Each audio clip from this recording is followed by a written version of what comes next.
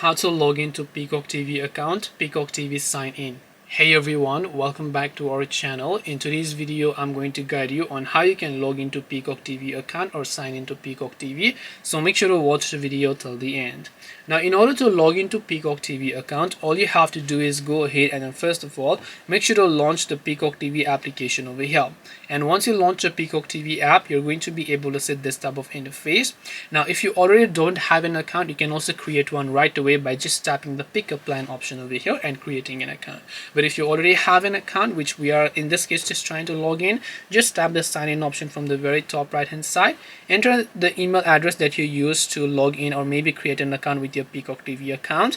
Once you enter the email address over here, what you can also do is just go ahead and then enter your password. If you don't know what password you have typed in, you can tap the I button on the right side to view your current password, or you can tap on forgot password if you don't want to enter your password, or maybe you want to reset it because you don't remember it. So these were the ways on how you can log into your Peacock TV account.